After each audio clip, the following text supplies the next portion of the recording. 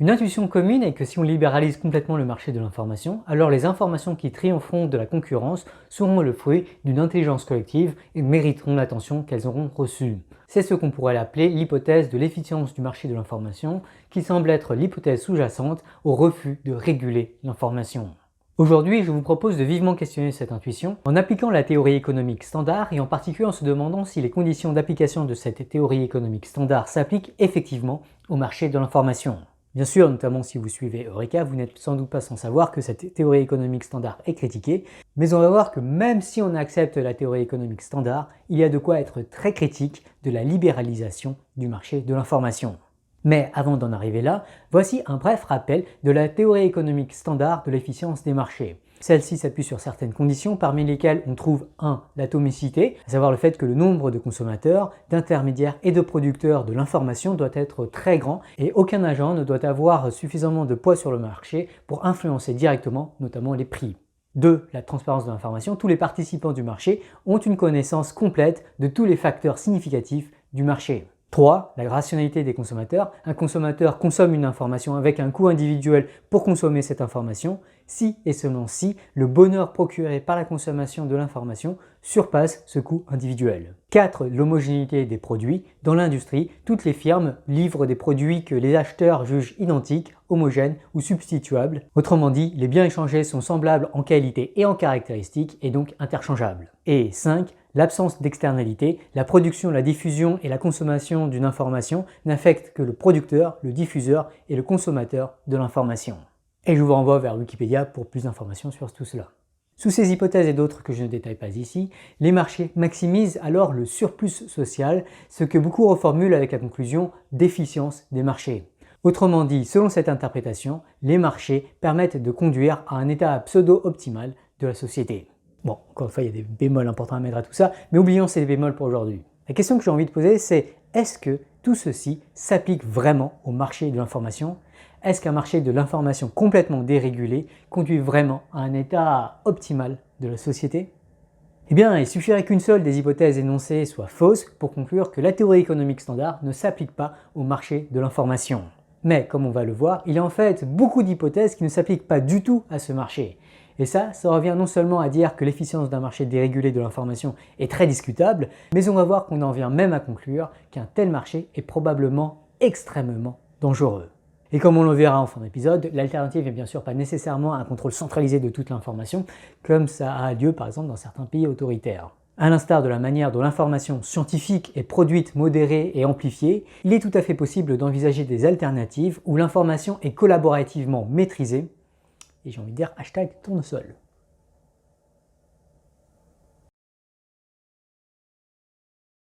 Je ne vais pas vous l'apprendre, le marché de l'information moderne est composé de certains très gros acteurs comme des chaînes de télévision particulièrement influentes, des plateformes comme YouTube, Facebook ou Twitter, beaucoup plus gros que la concurrence, ou encore des intermédiaires pour la diffusion de la publicité en situation de quasi-monopole. Je pense notamment à Google AdSense. Même s'il y a aussi Facebook qui forme un cartel, mais j'y reviendrai. En particulier, si demain YouTube décidait de recommander beaucoup plus les contenus très haineux et radicaux, ils auraient tout à coup une influence monumentale sur le marché de l'information qui modifierait sans doute l'offre faite par BFM TV ou Le Figaro. Ce que je viens de dire là est en fait absolument pas spéculatif. This 2019 internal report obtained by Haugen says that the parties feel strongly that the change to the algorithm has forced them to skew negative in their communications on Facebook, leading them into more extreme policy positions.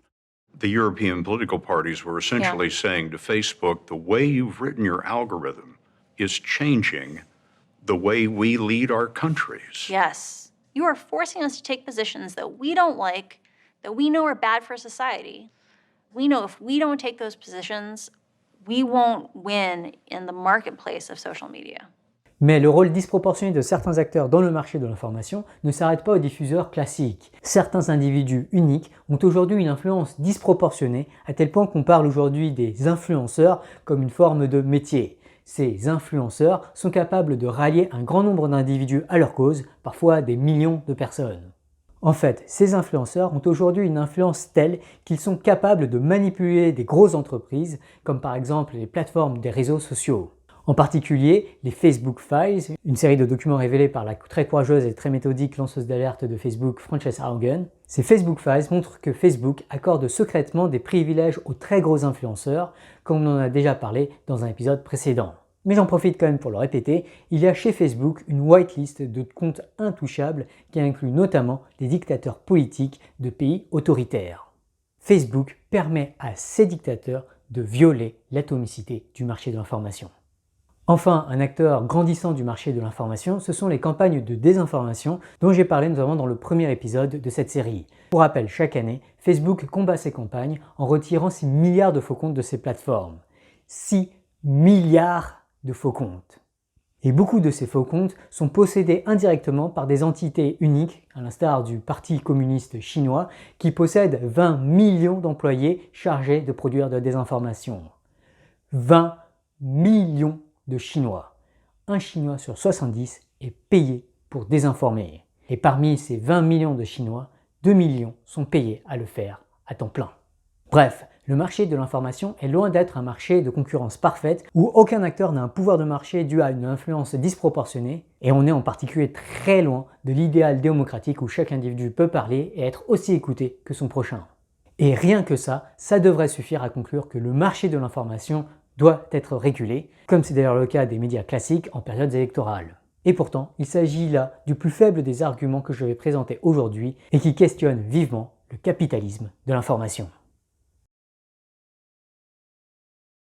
Ça fait un peu hashtag méta de méta que de réfléchir à la transparence de l'information dans le marché de l'information. Mais c'est une question importante. Est-ce qu'un consommateur connaît l'ensemble de l'offre informationnelle à laquelle il pourrait avoir accès ?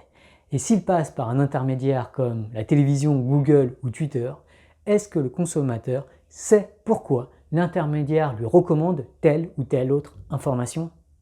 Ce qui me semble gravissime dans le cas du marché de l'information, c'est que la plupart des consommateurs ont souvent une illusion de transparence. Ah oui, la télé parle de tel scandale parce que c'est le sujet le plus important dont il faut être au courant. Ou pire, Twitter me montre ce tweet parce que c'est ce dont tout le monde semble parler. Ou encore pire encore, YouTube me dit de regarder cette vidéo car c'est ce qu'il y a de mieux pour moi. Qu'il s'agisse des médias classiques ou des réseaux sociaux, le choix de la programmation ou les algorithmes qui recommandent à des milliards de consommateurs le contenu qu'ils devraient consommer, tout ça c'est extrêmement opaque et très peu audité ou auditable. Et d'ailleurs, vu que les algorithmes de recommandation sont maintenant ultra personnalisés, leur audit révélera des données sensibles, ce qui pose des problèmes dans le cadre de RGPD. En fait, c'est même pire désormais chez Facebook et Google, puisque suite au leak des Facebook Files du côté de Facebook et au démantèlement de l'équipe d'éthique du côté de Google, les données sensibles de ces entreprises sont maintenant inaccessibles pour la quasi-totalité des employés de ces entreprises, ce qui rend même les audits internes impossibles. Et Google et Facebook semblent largement en profiter, et ce de manière aussi bien immorale qu'illégale. En effet, les révélations des Facebook Files montrent que Google et Facebook auraient conclu un pacte secret pour augmenter le prix de la publicité. Pire, le prix indiqué par Google aux annonceurs et aux créateurs de contenu ne coïncide pas. Google aurait ainsi profité de l'opacité de ces données et de ces algorithmes pour mentir à tout le monde pour récupérer la différence. Ceci étant dit, même si la programmation des médias classiques et les algorithmes de recommandation n'étaient pas techniquement opaques, pour la quasi-totalité des acteurs, le marché de l'information est aujourd'hui beaucoup trop complexe pour être transparent. Après tout, le fonctionnement du journalisme est déjà extrêmement complexe en tant que tel, et les algorithmes de recommandation reposent aujourd'hui sur l'état de l'art en intelligence artificielle et souvent paramétrés par des millions, des milliards, voire des millions de milliards de variables. Seuls des experts en journalisme et en machine learning pourraient partiellement auditer le marché de l'information, mais encore une fois, aujourd'hui, ça leur est complètement impossible vu l'opacité des médias et des géants du web. Bref, non seulement il n'y a aujourd'hui absolument pas de transparence du marché de l'information, mais il semble même essentiellement impossible que ce marché devienne un jour suffisamment transparent pour la quasi-totalité de ses acteurs. Et pourtant, la transparence, c'est loin d'être le plus gros des problèmes du marché de l'information. Une hypothèse fondamentale de l'efficience du marché, peut-être même la plus fondamentale de toutes les hypothèses, c'est l'hypothèse selon laquelle le consommateur choisit de consommer si ça le rend plus heureux. Mais du coup, ça implique que plus le consommateur consomme, plus il est heureux. Et dans le cas du marché de l'information, ça ne semble pas du tout être le cas. Au contraire, au moins dans certains cas, disons dans le cas de CNews ou BFM TV qui tournent en boucle, ou en cas de doom scrolling sur les réseaux sociaux, plus de consommation peut conduire en fait à moins de bonheur, à l'instar d'autres produits addictifs dont les effets secondaires sur la santé mentale ne sont pas facilement identifiables par les consommateurs. C'est d'ailleurs la thèse de l'excellent livre You Are What You Read de Jody Jackson, selon qui la consommation abusive de titres sensationnalistes à scandale conduit à un biais de négativité, voire à de l'impuissance apprise. Plus préoccupant encore, les troubles de santé mentale suite à une overdose informationnelle, et en particulier à une overdose d'un certain type d'information, ces troubles de santé mentale semblent être parfaitement établis par des recherches internes à Facebook. Mais selon les Facebook Files, la plupart des découvertes faites par Facebook, et en particulier autour de la dépression d'une bonne proportion d'adolescentes abusant d'Instagram, ces découvertes ont été gardées secrètes par la direction de Facebook, et comme seul Facebook peut mener de telles enquêtes, les découvertes sont impossibles à effectuer pour toute personne extérieure à Facebook. Quoi qu'il en soit, il semble clair que l'excès de consommation d'informations n'est pas toujours sain pour les consommateurs. Cependant, les fournisseurs d'informations aujourd'hui s'en moquent complètement. Au contraire, ils optimisent aujourd'hui les algorithmes pour nous rendre accros aux informations qu'ils nous livrent, quitte à créer des addictions néfastes chez leurs clients. Encore une fois, il y a pire.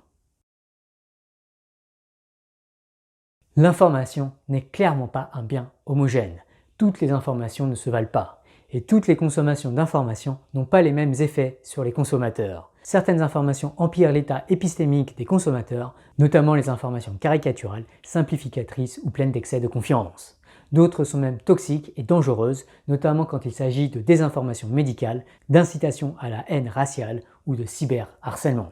Malheureusement, le marché de l'information exploite cette hétérogénéité de l'information et pas toujours à bon escient. L'information sensationnaliste, populiste ou clivante est souvent beaucoup plus apte à capter l'attention du grand public et à ainsi être vendue accompagnée de publicité. C'est ainsi que le marché de l'information les privilégie abondamment, surtout quand il est complètement dérégulé. Toujours selon les Facebook Files, en 2018, Facebook a modifié l'algorithme qui sélectionne quels messages afficher dans les fils d'actualité, ce qui a conduit à une explosion de la désinformation, de la polarisation et à des messages de haine. Mais comme ceci augmentait le temps d'utilisation de Facebook et donc la capacité de Facebook à vendre des publicités, Facebook n'a pas remis en cause le déploiement de son algorithme. Mais ce n'est pas tout. Même quand il s'agit de publicité, l'information aguicheuse est aussi moins chère à diffuser. Pour le même budget, vous pouvez toucher un plus grand public en le ciblant mieux et en lui montrant des informations putaclic. C'est d'ailleurs cette vulnérabilité qui fut exploitée par les agences de désinformation russes dès 2016 lors de l'élection présidentielle américaine. En effet, une enquête du Congrès américain a montré que ces agences ont réussi à avoir autant de visibilité que les campagnes de Trump et de Clinton, malgré une dépense publicitaire 1000 fois moindre. Pourquoi et comment ? Eh bien, les agences russes se sont appuyées sur des mèmes extrêmement clivants, ce qui a créé beaucoup d'engagement et a amené Facebook à réduire le coût de diffusion de ses publicités. Autrement dit, sur Facebook, plus votre information est clivante, moins Facebook vous fait payer pour la diffuser, notamment parce que les clients de ces publicités vont alors plus probablement passer plus de temps à consommer d'autres publicités sur le site. L'information néfaste est moins chère à diffuser. C'est un non-sens éthique. Mais là encore, ce n'est pas tout. On a vu que la consommation et la diffusion favorisent le putaclic, mais il y a les mêmes incentives du côté de la production aussi. Après tout, le coût de l'information varie aussi énormément en fonction de l'information produite.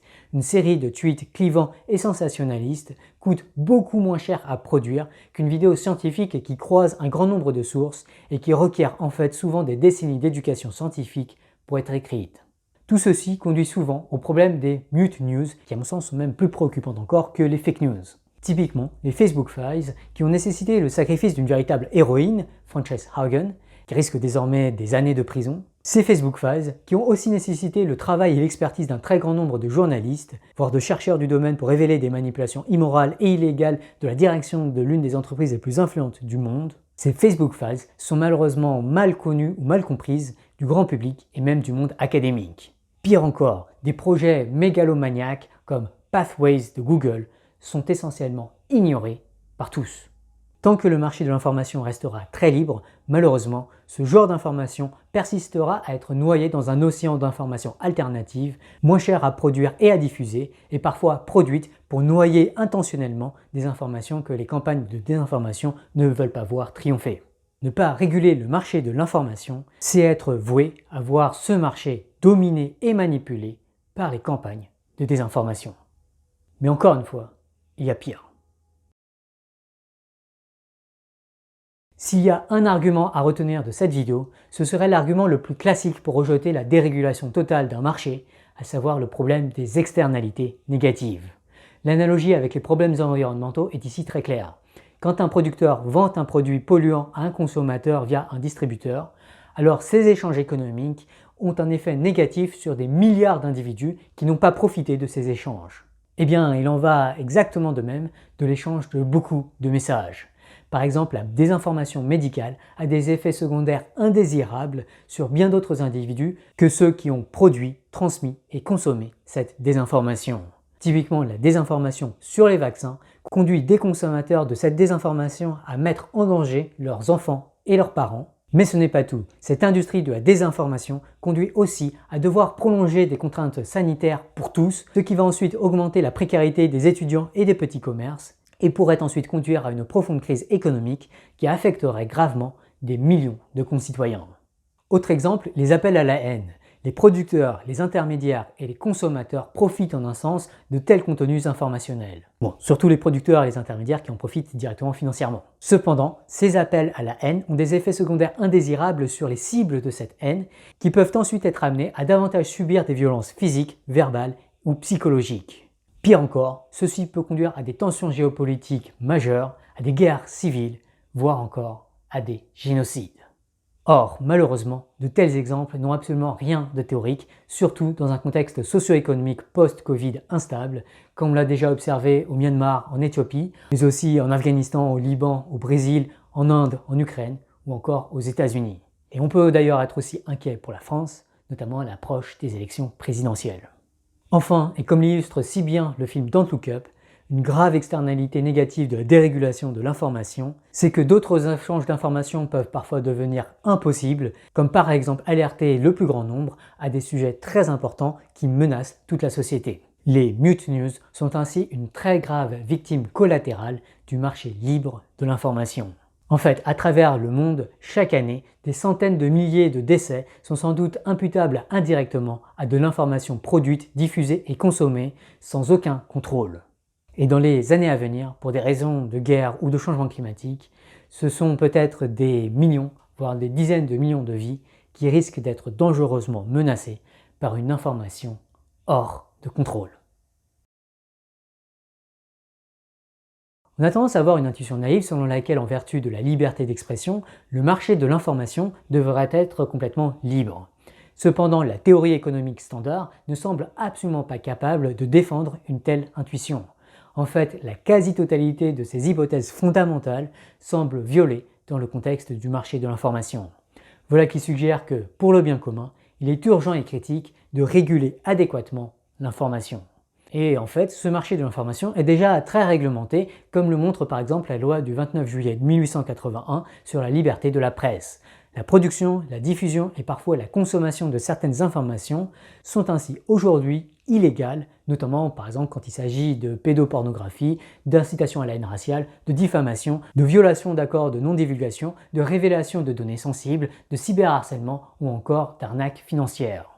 D'ailleurs, toujours selon les Facebook Files, Facebook a commis des actes qui sont passibles de peines pénales très graves, puisque Facebook semble avoir été mis au courant de canaux de trafic d'humains via sa plateforme. Or, Facebook n'a pas agi, en tout cas ils n'ont pas effectué un effort suffisant pour limiter l'exploitation de leur plateforme, pour piéger des femmes et leur faire subir des violences sexuelles dans des pays étrangers, comme j'en ai déjà pas mal parlé dans l'épisode précédent. D'ailleurs, le soir où j'ai publié la vidéo sur les Facebook Files, la communauté ethnique des Rohingyas a poursuivi Facebook en justice au Royaume-Uni et aux États-Unis pour complicité de génocide. C'est une affaire sans précédent.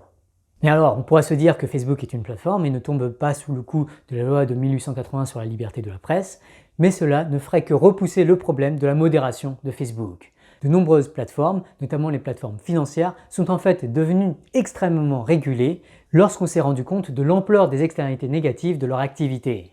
Les plateformes financières modernes ont en particulier un devoir de transparence énorme vis-à-vis des régulateurs, et ça, ce n'est malheureusement absolument pas le cas actuellement des réseaux sociaux, alors que les réseaux sociaux ont aujourd'hui une influence probablement beaucoup plus grande encore que les plateformes financières, puisqu'ils influencent notamment l'évolution des pandémies ainsi que les politiques de superpuissance mondiale. D'ailleurs, en tant que créateur de contenu moi-même, je tiens à m'excuser auprès des gens de droite, politiquement, pour le titre de cette vidéo qui est très putaclic, mais qui ne correspond pas du tout au débat actuel sur la régulation des réseaux sociaux. En effet, aux US en tout cas, il semble y avoir un consensus entre républicains et démocrates sur le fait que le marché de l'information actuel va mal, voire très mal, et qu'il faut faire quelque chose pour le réguler. Comme tous les créateurs de contenu qui veulent avoir un impact et des vues, je suis aujourd'hui complètement manipulé par ces algorithmes de YouTube, parce que si je fais pas putaclic, ça fait pas de vues. Ceci étant dit, la régulation avance, et ce même aux États-Unis, puisque républicains et démocrates sont d'accord pour beaucoup plus réguler le marché de l'information. Et d'ailleurs, en Chine aussi, le gouvernement veut davantage réguler les réseaux sociaux, mais je suis pas sûr que ça soit très rassurant. Oui, parce que malheureusement, bien réguler l'information, c'est avant tout une tâche délicate, et il ne faut absolument pas tomber dans une vision binaire régulée ou pas régulée. Certains marchés d'information, comme celui en Chine, ont des régulations très dangereuses. D'autres, comme le marché de la publicité en France, ont des régulations qui sont en fait aujourd'hui beaucoup trop légères pour être appelées telles quelles, puisqu'elles permettent notamment la diffusion d'informations très trompeuses et très dangereuses de façon tout à fait légale. Et plus généralement, ce marché de la publicité pousse des milliards de consommateurs vers des habitudes parfois très néfastes pour la société et pour eux-mêmes, comme acheter des gros SUV ou consommer de la junk food. Bref, il me semble urgent de réguler adéquatement l'information à très grande échelle, et c'est pour ça que je me méfie énormément des alternatives à Facebook et YouTube qui n'ont pas cette préoccupation majeure de régulation des contenus dangereux au cœur de leurs produits, et c'est aussi pour ça que je n'ai vraiment pas été tendre avec Tipeee. En fait, ce que j'aimerais surtout, c'est que beaucoup plus de gens réfléchissent au fabuleux chantier de réguler adéquatement l'information de manière satisfaisante pour la plupart d'entre nous. Et ça, malheureusement, c'est un chantier extrêmement difficile et délicat, notamment parce que nous avons et nous aurons inéluctablement des désaccords profonds sur ce qu'est une information fiable et plus encore sur la manière de déterminer quelles informations doivent être modérées et quelles informations doivent être amplifiées à grande échelle. En particulier, sachant cela, il me semble que le futur de la régulation ne doit pas être centralisé et sous le contrôle d'un petit nombre d'individus. Et justement, depuis plusieurs mois, la plateforme Tournesol a été relancée après une écriture complète du code et vise à établir petit à petit une régulation collaborative du marché de l'information via notamment l'identification collaborative des contenus d'utilité publique. Mais pour que cette régulation collaborative devienne un jour crédible, il nous faut absolument d'abord montrer qu'elle est prometteuse et pour cela, on a urgemment besoin de vos contributions à notre plateforme. Si vous aussi vous êtes convaincu que le marché de l'information ne doit pas être laissé dérégulé et qu'il faut le réguler adéquatement, nous vous invitons à nous aider en créant un compte sur Tournesol et en fournissant à Tournesol des comparaisons de vidéos dans l'espoir que Tournesol finisse par avoir une base de données suffisamment grande et sécurisée pour devenir un standard de l'éthique de l'information.